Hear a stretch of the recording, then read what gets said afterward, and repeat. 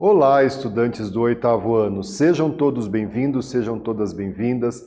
Eu, professor Paulo Brito, para conversar com vocês sobre humanismo e renascimento, duas características importantes de um movimento que acontece na Europa, que vai rompendo com o pensamento medieval, com as relações de poder, com as relações culturais, e que marca essa transição, principalmente o renascimento, que vai trazer aí o renascimento do comércio, o renascimento das cidades, o renascimento de tantas outras questões que durante a Idade Média pouco existiram, devido ao processo de feudalização vivido pela Europa.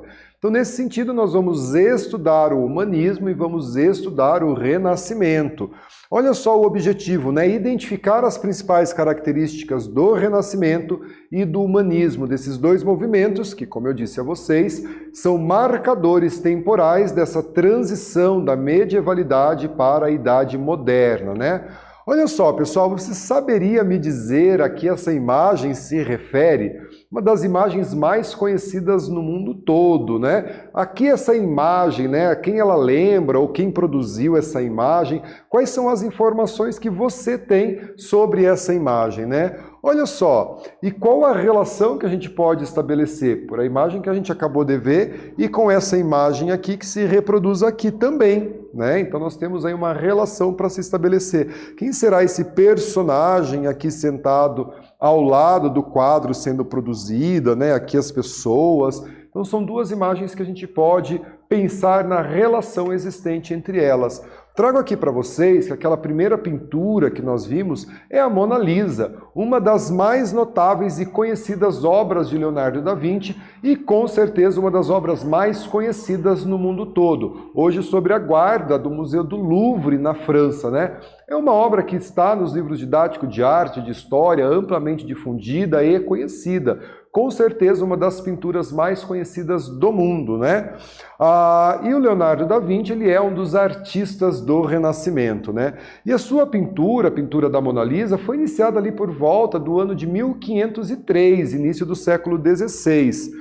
E foi o Leonardo da Vinci que trouxe, e desenvolveu, melhor dizendo, o artista que melhor desenvolveu a técnica do esfumato, presente na obra da Mona Lisa, que é como esfumar o fundo da obra, e presente também em outras obras de Leonardo da Vinci.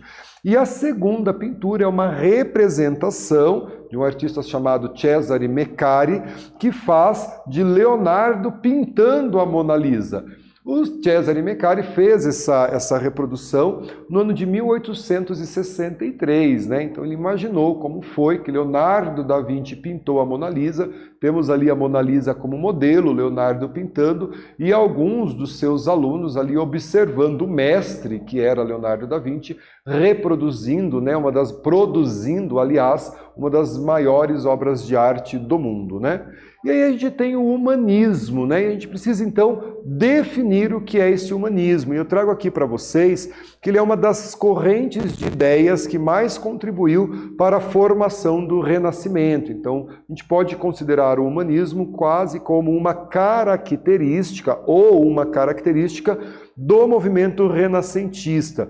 E é um movimento que propunha o estudo de autores clássicos, os autores gregos e os autores romanos. Até porque o movimento renascentista é um retorno aos valores da antiguidade clássica de Grécia e Roma, E construir a partir desses estudos um novo conhecimento do ser humano e do mundo. Os humanistas, eles não negavam a religião, Assim como o movimento renascentista também não é um movimento que nega a religiosidade. Porém, eles vão valorizar a ação humana e a liberdade de criar, uma valorização do homem, Do agir e do fazer do homem. Então, o homem passa a ser valorizado com o movimento humanista, Enquanto o teocentrismo, que era uma teoria medieval, considerava Deus o centro do universo, nós vamos ter o antropocentrismo. Antropo significa homem, centrismo como centro. Então, o antropocentrismo traz o homem como centro das atenções. O teocentrismo, teos significa Deus, colocava Deus como centro das atenções.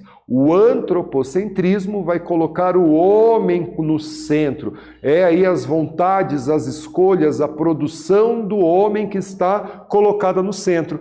E o método científico, o homem ele é racional, ele pensa, ele usa a razão, e é isso que nos diferencia dos outros seres, né, dos outros animais, a nossa capacidade de raciocinar. E daí nós vamos então ter um método racional científico na explicação de fenômenos da natureza aplicados na produção artística, nas respostas que esse homem buscava e que ainda busca, né? Aqui a Universidade de Bolonha, né? Essa representação da Universidade de Bolonha, que é a universidade mais antiga do mundo. Ela foi fundada lá no século XI, no ano de 1088, a fundação da Universidade de Bolonha, que coloca o pensamento do homem, né? Essa leitura dos textos clássicos e a valorização do homem, que vai ser o centro das atenções. O homem como centro, movimento antropocêntrico, né?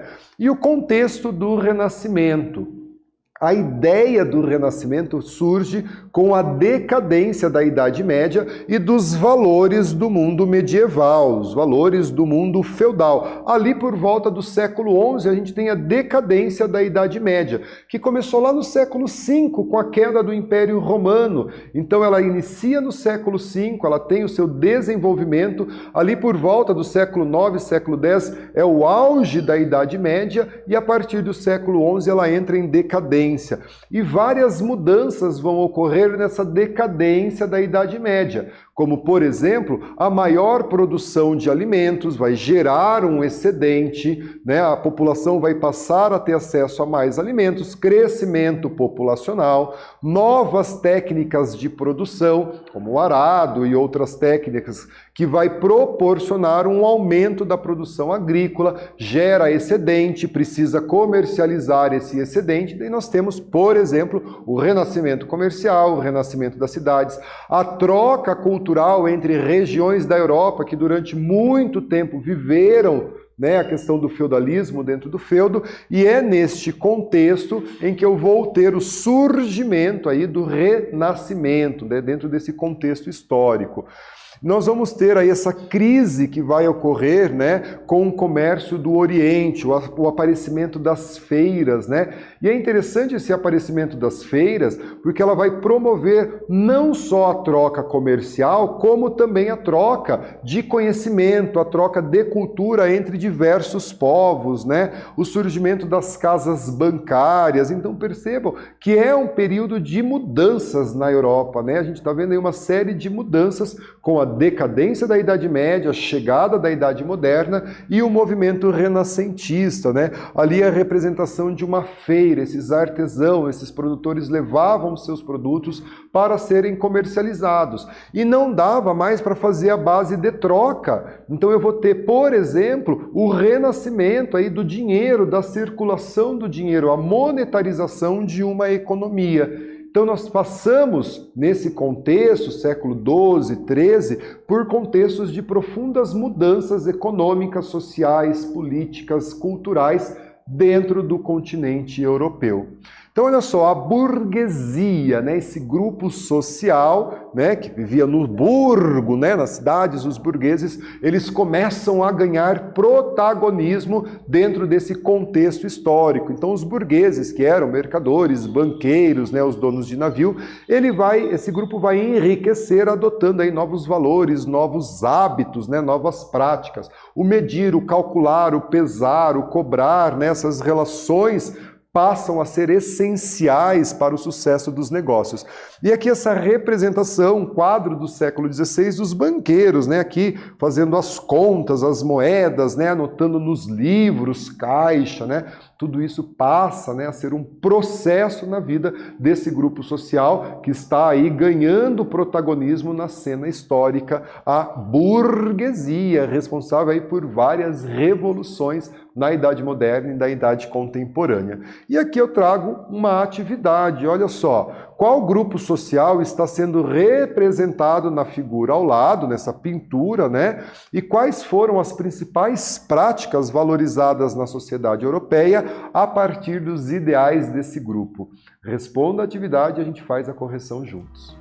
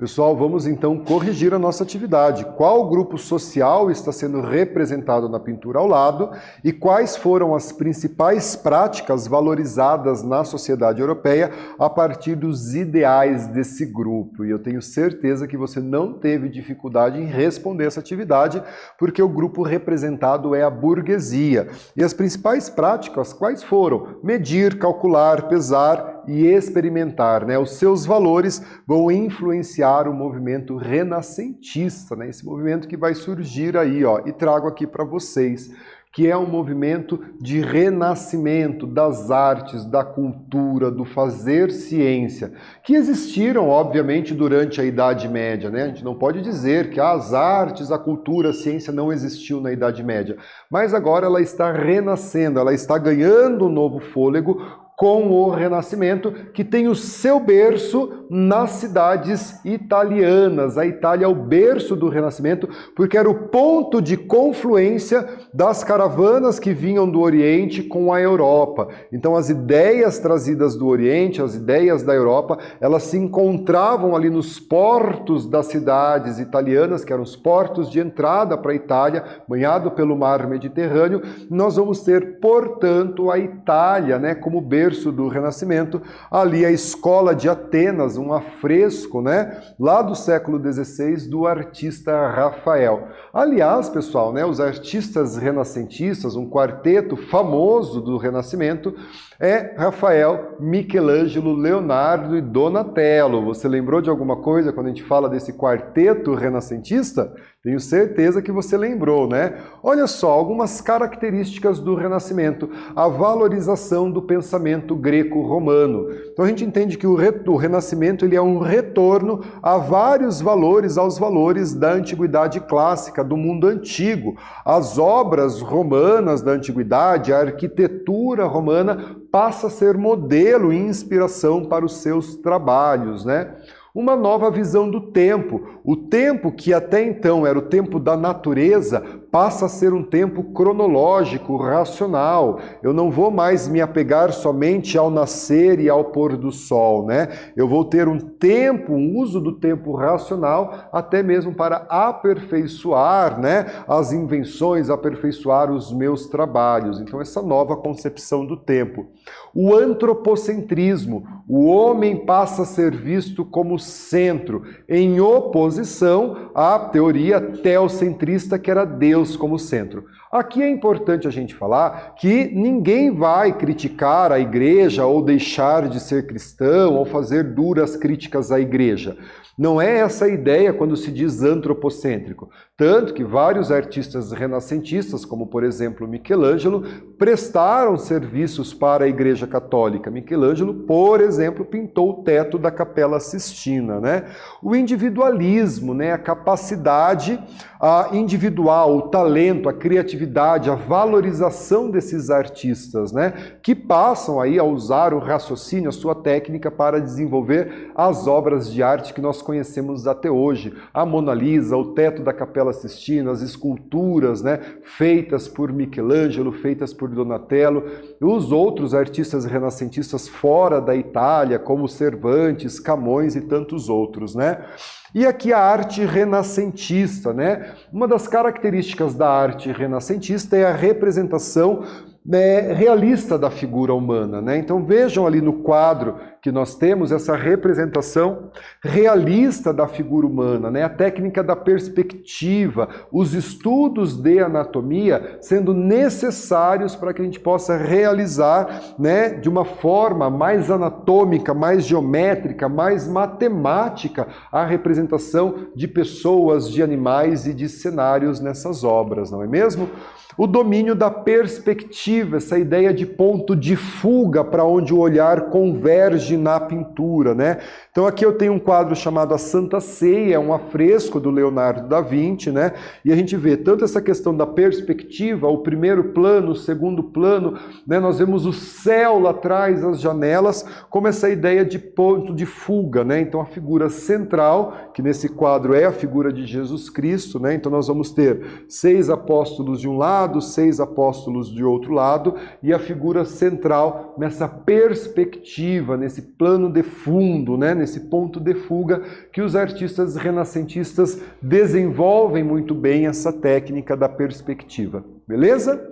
E aqui eu trago uma atividade, olha só, né? De acordo com os seus conhecimentos sobre o Renascimento, quais as principais técnicas utilizadas pelos artistas nessas obras, né? Então trago aqui 2 obras para que você me traga aí as principais técnicas. E a gente corrige essa atividade juntos.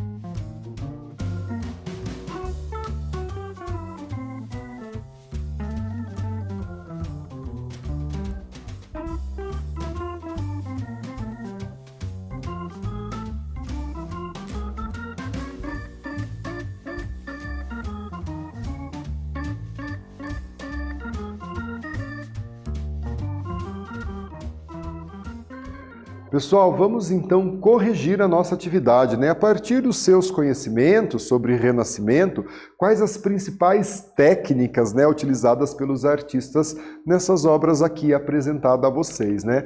Trago aqui, ó, os renascentistas eles passam a apresentar as pinturas cada vez mais realistas, desenvolvendo seus estudos de anatomia, de geometria, de matemática, né?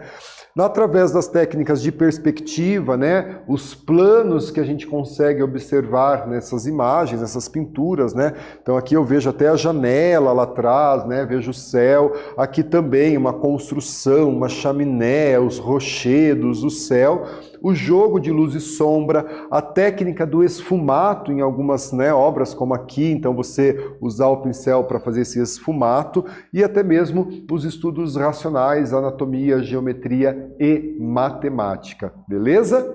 Vamos retomar aqui, né, que nós vimos as principais características do humanismo, vimos as principais características do Renascimento, a valorização do homem, o antropocentrismo, essa nova concepção de tempo, tempo racional, as técnicas da perspectiva, luz e sombra, esfumato, né, o individualismo. Então são aí características que esses artistas renascentistas europeus vão utilizar. O Renascimento que surgiu na Itália, nós temos ali um quarteto importante do Renascimento, Michelangelo, Leonardo, Donatello e Rafael, nome das tartarugas ninja, né? Você deve se lembrar, não à toa, talvez aí o principal prato das tartarugas ninja, pizza, né? Para lembrar a Itália. E tantos outros artistas renascentistas, como Camões em Portugal, Cervantes na Espanha, William Shakespeare na Inglaterra.